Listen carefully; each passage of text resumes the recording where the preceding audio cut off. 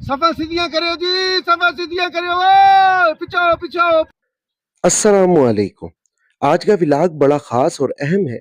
ये जो पीछे आने वाली आवाज़ें हैं, जी हाँ, ये हमारे जनाज़ों से आने वाली आवाज़ें हैं।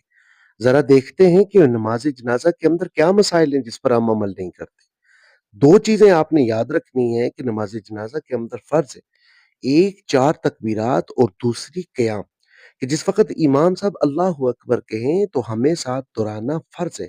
और उसके साथ-साथ जो दूसरी चीज़ है वो ये है कि क़याम, क्योंकि नमाज़ जनाज़ा बैठकर अदा नहीं होता। इसके साथ-साथ जो दूसरी चीज़ है जिस पर अमल करना लाज़मी है वो ये है कि सफ़ों को सीधा करना। आप अपनी एड़ी के साथ जिस वक़्त दूसरे आदमी की एड़ी को लगाएँगे तो सफ़ खुद ब खुद सीधी हो जाएगी।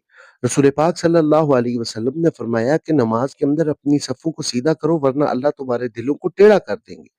तीसरा अहम मसला ये है कि लोग जनाज़े के गिर्द खड़े होते हैं। ये स्टैंड हमने एज़ अ जनाज़ा रखा है कि जिस वक़्त जनाज़े को आगे किया जाता है तो चंद लोगों को शामिल करने के लिए पीछे एक नई सफ़ बनाई जाती है।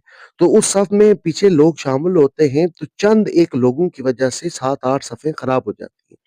अब ये जो चौथा मसला है कि अगर आपके जूते नापाक हैं तो आपने उनको उतार कर एक साइड पर रखना है और आपने खुद दूसरी तरफ खड़ा होना है।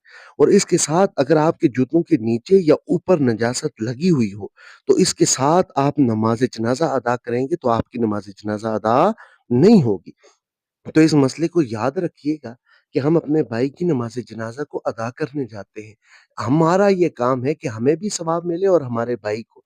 ये तभी होगा जब जब हम इन मसाइल पर अमल करेंगे। अल्लाह रब्बुल आलमीन हमें अमल की तौफीक अता फरमाए।